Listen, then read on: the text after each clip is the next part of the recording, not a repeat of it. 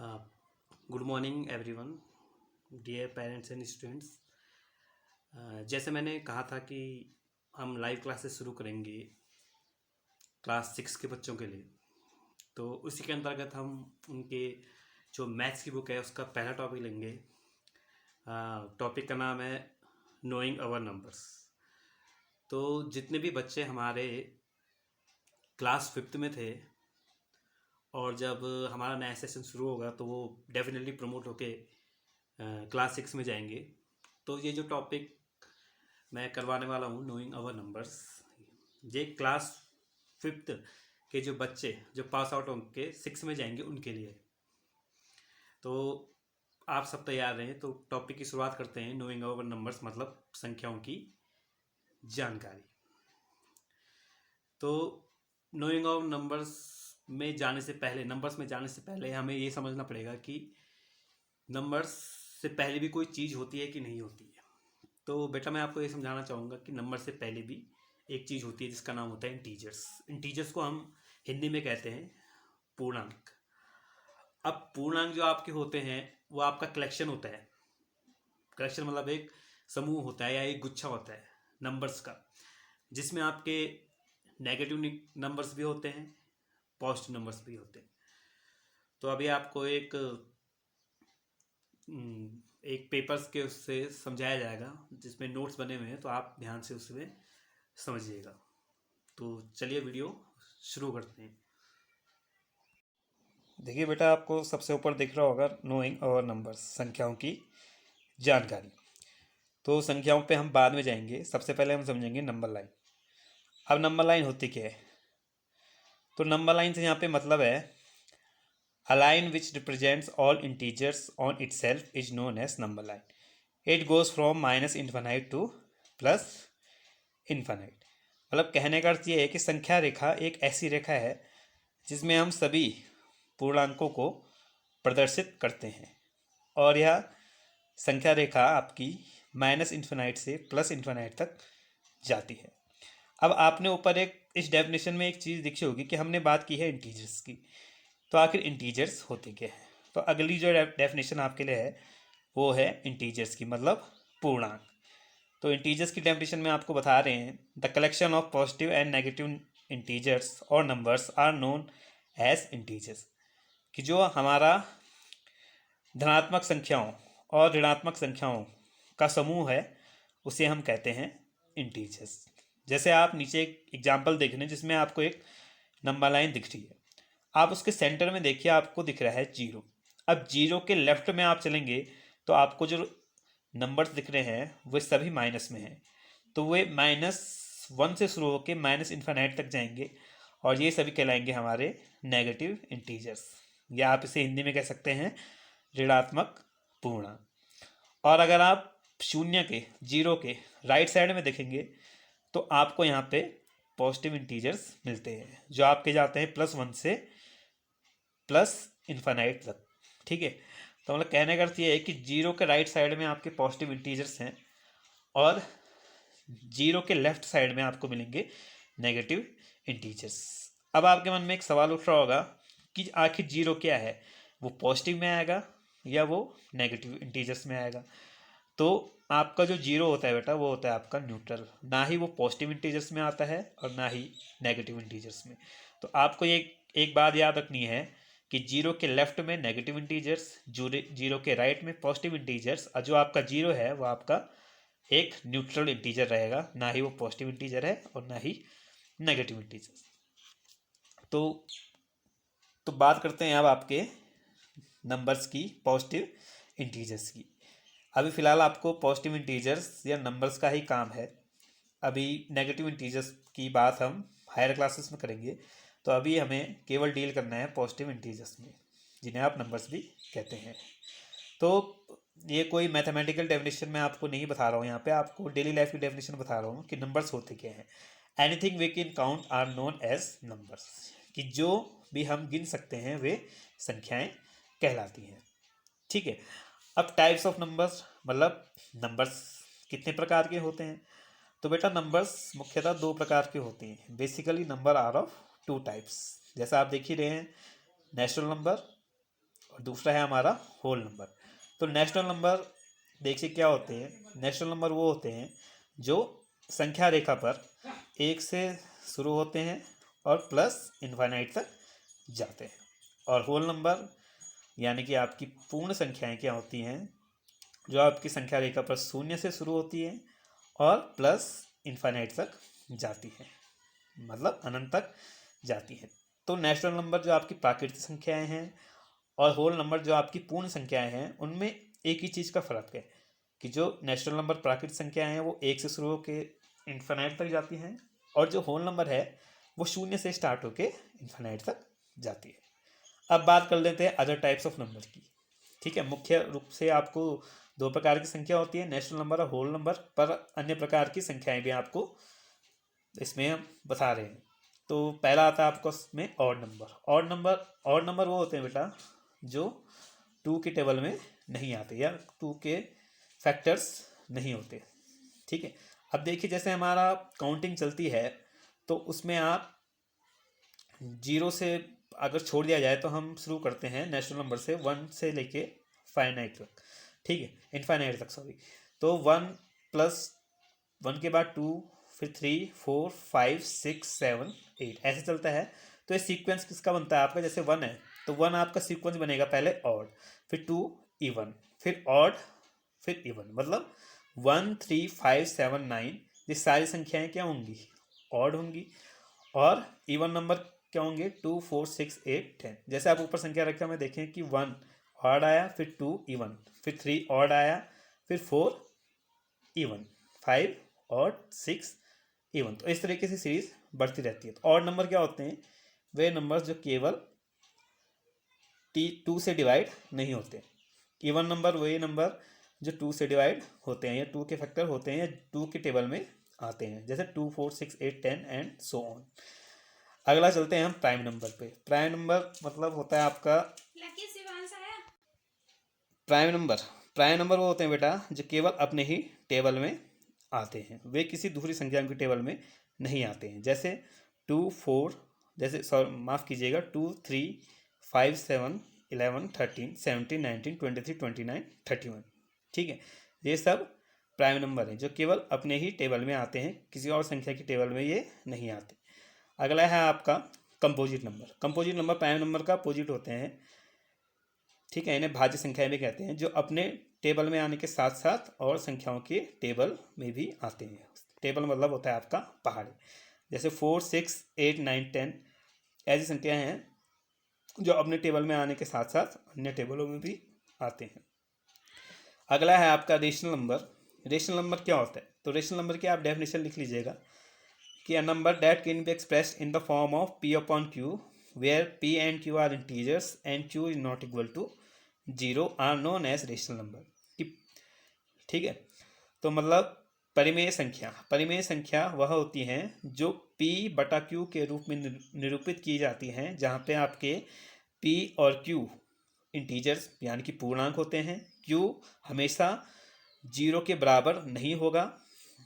ठीक है, तो वे आपके रेशनल नंबर या फिर परिमेय संख्या कहलाती है। फॉर एग्जाम्पल आपको दे रखा है -1/5 -2/-5 और लास्ट एग्जाम्पल आपका 3/-2।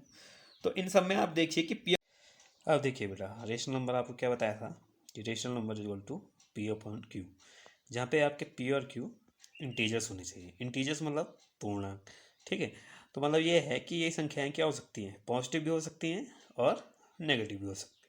ठीक है, पर शर्त क्या है कि आपका q 0 नहीं होना चाहिए। इसके अलावा कोई भी नंबर हो सकता है, चाहे वो पॉजिटिव में हो या फिर वो नेगेटिव में हो।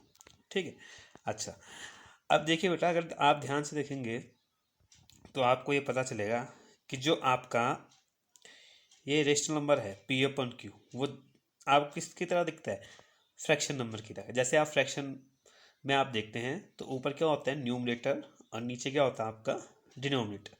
ठीक है, तो इससे मतलब है कि आपका जो नीचे वाला होना चाहिए, ठीक है, जो आपका डिनोमिनेटर होता है, जो नीचे वाली संख्या होनी चाहिए वो कभी भी 0 के बराबर नहीं होनी चाहिए। ठीक है, 0 को छोड़ के वो कोई भी संख्या हो सकती है। ठीक है, जैसे आपका -1 -2 से लेके माइनस कुछ भी, ठीक है। और उसी तरीके से 1 2 3 से लेके जितना भी बड़ा नंबर हो वो हो सकता है, ठीक है। अब एक बात ये है, एक कॉन्सेप्चुअल यहाँ पे ये बनता है कि क्या 1 2 3 0 5 6 7 8 भी रेशनल नंबर होंगे? तो हाँ, ये सभी भी रेशनल नंबर होंगे, ठीक है। क्योंकि ये नंबर एग्जिस्ट तभी करेंगे बेटा जब इनके नीचे क्या होगा, 1 होगा, ठीक है। सबके नीचे 1 होगा तभी ये एग्जिस्ट करेंगे, ठीक है। और ये भी आप जानते हैं कि अगर 1 है, अगर हम उसके नीचे 1 लिख देंगे, ठीक है, 1/1 कर देंगे तो उसकी वैल्यू में कोई चेंज होगा नहीं होगा, ठीक है। इसी तरीके से 2 है, 2 के नीचे हम 1 लिख देंगे तो 2/1 इक्वल टू कितना होगा, 2 ही होगा वो, ठीक है। तो मतलब जितने भी आपके नंबर हैं, ठीक है, natural number, whole number, odd number, even number, prime number, composite number, ठीक है, ये सभी क्या होंगे आपके रेशनल नंबर भी होंगे, क्योंकि हम इन्हें P/Q की फॉर्म में लिख सकते हैं। जहाँ पे आपका Q क्या होता है, Q आपका, आपको पता है कि वो 1 होगा, ठीक है, क्योंकि अगर 1 होगा वो तभी वो एग्जिस्ट करेगा। और अगर किसी नंबर के नीचे 0 है, ठीक है, 1/0 है, 2/0, 3/0 है, या कोई भी बड़ा नंबर है उसके ना उसके डिनोमिनेटर पे 0 है, तो वो किसके बराबर हो जाता है, इनफाइनाइट, अनंत के बराबर हो जाता है, तब वो रेशनल नंबर नहीं होगा, ठीक है। तो आपको एक बार याद रखनी है कि जितने भी नंबर्स हैं वो एग्जिस्ट तभी करेंगे जब उनके नीचे डिनोमिनेटर में क्या होगा, 1 होगा, और तभी वे रेशनल नंबर कहलाएंगे, ठीक है। तो जितने भी आपको नंबर है, ये कॉन्सेप्चुअल क्वेश्चन है, आप बनता है आपका कि जितने भी आपके नंबर्स हैं, चाहे वो नेचुरल नंबर हो, होल नंबर हो, प्राइम नंबर हो, इवन नंबर हो, ऑड नंबर हो, इवन नंबर हो, या फिर कंपोजिट नंबर हो, वो सभी क्या होंगे, आपके रेशनल नंबर होंगे, ठीक है बेटा। चलिए बेटा आगे बढ़ते हैं। अच्छा, आपने कई प्रकार के नंबर पढ़े हैं, ठीक है। मेन टाइप के पढ़े आपने रेशनल नंबर, ठीक है। मेन टाइप के आपने 2 नंबर पढ़ी, माफ़ कीजिएगा, नेचुरल नंबर और होल नंबर। उसके बाद आपने अलग टाइप्स के नंबर पढ़े, जिसमें था आपका odd number, even number, prime number, composite number और रेशनल नंबर, ठीक है। नंबर और प्रकार के भी होते हैं, जैसे कि आपके इरेशनल नंबर और कॉम्प्लेक्स नंबर, ठीक है। पर अभी आपको इन दोनों नंबर की ज़रूरत नहीं है, ये आप हायर क्लासेस में पढ़ेंगे, ठीक है। तो अब आप एक्सरसाइज पर आ जाते हैं आपकी। तो जो आपकी एक्सरसाइज आगे आ रही है इसमें 1.1, उसमें आपकी मेन दो चीज़ें हैं, ठीक है, 2 चीज़ें हैं। जो पहला है आपका इंडियन सिस्टम और दूसरा है आपका इंटरनेशनल सिस्टम, ठीक है। तो इंडियन सिस्टम और इंटरनेशनल सिस्टम आप क्लास 5th में भी पढ़ चुके हैं, कैसे उनकी नंबरिंग होती है। जैसे आपके पास कोई नंबर है, जैसे ये नंबर है आपके पास 955779765, ठीक है। तो इसको इंडियन सिस्टम के हिसाब से आप कैसे इसका नेमिंग करेंगे, ठीक है, तो वो इसमें आपको बताया गया है। तो सबसे पहले आपने क्या करना है, इस नंबर को आपने लिख लेना है, थोड़ा स्पेसिंग देख के इसको आपको आपने लिख देना है, और फिर इंडियन सिस्टम के लिए आप पीछे से चलेंगे, ठीक है। तो आपको पता है जो लास्ट वाला नंबर है, जैसे 5 वो 1s पे आएगा, 6 आएगा 10s पे, 7 आएगा 100 पे, 9 आएगा 1000 पे, 7 आएगा 10,000 पे, फिर 7 आएगा लाख पे, फिर 5 आएगा 10 लाख पे, ठीक है, फिर 5 आएगा करोड़ पे, और 9 आएगा लास्ट में 10 करोड़ पे, ठीक है। तो इंडियन सिस्टम में कैसे बढ़ता है आपका, ऐसा 1s 10s 100,000 10,000 लाख 10 लाख करोड़ 10 करोड़, ठीक है। अब देखिए कॉमा कहाँ पे लगाना है आपको, ठीक है, मतलब कौन कौन सी संख्या आपने साथ लिखनी है। तो करोड़ तक की संख्या आपने साथ लिखनी है, फिर लाख तक की, ठीक है, फिर 1000 तक, और फिर लास्ट वाली जो 3 संख्या उनको साथ में पढ़ना है आपने, ठीक है। जैसे ये इंडियन सिस्टम में आपका बनेगा, इसको आप लिखेंगे तो 95 करोड़ 57,79,765। तो इस पर हम ज़्यादा डिस्कस नहीं करेंगे, क्योंकि आप ये पहली क्लासेस में ये चीज़ सीख चुके हैं। इंटरनेशनल सिस्टम भी देख लीजिए, जैसे कोई नंबर है 955779765 ठीक है। तो आप इसमें कैसे करेंगे, उसी तरीके से नंबर को लिखेंगे, थोड़ा थोड़ा गैप रख के, ठीक है। और उसमें जो नेमिंग का चलता है वो पीछे से ही चलता है, पीछे के अंक से ही चलता है, और वो इस तरीके से चलता है 1s 10s 100,000 10,000 100,000 million 10 billion billion और 10 बिलियन, ठीक है। तो लास्ट का जो नंबर है वो 1s पे आ जाएगा, जो कि 4 है, फिर 5 10s पे आएगा, 6 100s पे आएगा, ठीक है, 7 1000 पे आएगा, ठीक है, 9 10,000 पे आएगा, 7 100,000 पे आएगा, ठीक है, दूसरा 7 मिलियन पे आएगा, ठीक, 5 10 मिलियन पे आएगा, 5 बिलियन पे आएगा, और लास्ट में का जो नंबर है 9 वो 10 बिलियन पे आएगा, ठीक है। तो आपको इसमें भी ऐसे ही जैसे पिछले वाले में हम कर रहे थे, बिलियन तक साथ पढ़ना है, फिर मिलियन तक साथ पढ़ना है, ठीक है, फिर 1000 तक, और फिर लास्ट के 3 अंक है वो साथ में पढ़ने हैं। तो इसको हम लिख देंगे 95 बिलियन 57 मिलियन 797,000। अब एक चीज़ आप ध्यान से देखिए, जो आपका इंटरनेशनल सिस्टम है उसमें 3 अंक 1000 के अंदर है, जैसे देखिए 7, 9 और 7, ठीक है। तो आपको इन सबको साथ में पढ़ना है, ठीक है। तो आपने केवल 797 को पढ़ रहे हैं, तो कैसे पढ़ेंगे 797, तो ऐसे एज इट इज इसे लिख देना है 797,000, और लास्ट की जो 3 अंक बचे आप पे वो बने 654, ठीक है। ठीक है बेटा, तो आगे बढ़ते हैं एक्सरसाइज 1.1 की तरफ, ठीक है। तो एक क्वेश्चन उसमें आपको ये होगा 1 million is equal to dash 100, मतलब आपको इस खाली अंक में बताना है कि 1 मिलियन में कितने 100 होंगे, ठीक है। तो देखिए बहुत सिंपल है, आपको पता है मिलियन किसका है, इंटरनेशनल सिस्टम का। तो 1 मिलियन पहले लिख लीजिए आप, जैसे आपको पता है इंटरनेशनल सिस्टम में कैसे चलता है, 1, 10, 100,000, 10,000, 100,000 और फिर मिलियन आता है, ठीक है। तो आपको करना क्या है, केवल मिलियन वाले पे आपने 1 लिखना है, और जो उसके पीछे के जितने भी हैं, ठीक है, 1 से लेके 100,000 तक, उन सबको शून्य कर देते हैं, ठीक है। तो आप देखेंगे 1 मिलियन में कितने जीरो आएंगे, 6 जीरो आ जाएंगे, ठीक है। और 100 आपको पता है 100 कैसे लिखते हैं, 100, ठीक है। अब देखिए 100 में कितने जीरो पीछे लगे हैं, 2, और 1 मिलियन में कितने जीरो हैं, 6।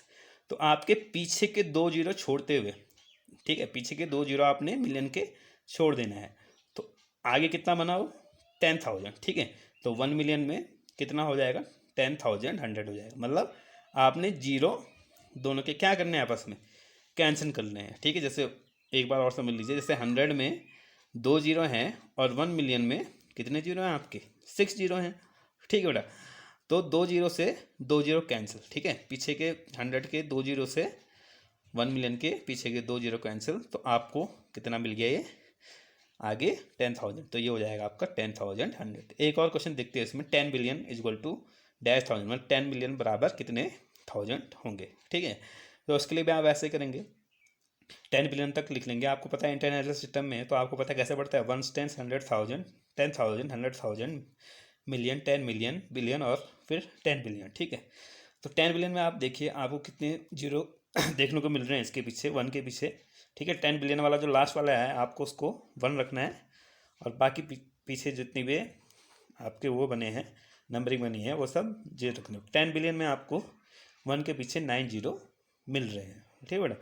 अब देखिए 1000 है, 1000 आपको पता है इंडियन सिस्टम का है, तो देखो 1000 कैसे लिखते हैं, 1000 1 के पीछे 3 जीरो, ठीक है, 1 के पीछे 3 जीरो। अब देख लीजिए कैंसिल कर दीजिए, इसके 3 जीरो से 10 बिलियन के 3 जीरो कैंसिल कर दिए, तो बीच में तो क्या बचा आप पे बचा करीब, ये बचा आप पे 1, 10, 100,000, 10,000, लाख, 10 लाख, 10 लाख, ठीक है। तो 10 बिलियन बराबर कितना हो जाएगा वो, ठीक है, 10 लाख 1000 आपका हो जाएगा, ठीक है बेटा, है समझ, ठीक है। तो आपको जीरो से जीरो कैंसिल करने, 1000 में 3 जीरो हैं और 10 बिलियन में 9 जीरो हैं, ठीक है।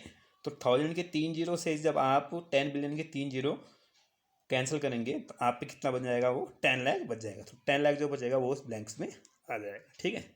इसी तरीके से आपको होमवर्क इसमें दिया गया है, राइट द ब्लैंक, ठीक है। तो इसमें भी मैं बी वाला पार्ट आपको करके दिखा रहा हूँ। जैसे देखिए 1 बिलियन, तो 1 बिलियन आपको पता है इंटरनेशनल सिस्टम का है, तो उसके पीछे कितने जीरो होंगे आपके, 6 जीरो होंगे, ठीक है, 6 जीरो होंगे। और आपको पता है अगला क्या आपका 100,000 है। अब देखिए 100 को क्या लिखेंगे, 100 को लिखेंगे आप 100, और 1000 में कितने जीरो होते हैं, 3, तो उसके पीछे आप 3 जीरो लगा दीजिए, ठीक है। 100 का आपको 100 लिखना है, और 1000 का, 1000 में कितने होते हैं, 0, 3 होते हैं, ठीक है।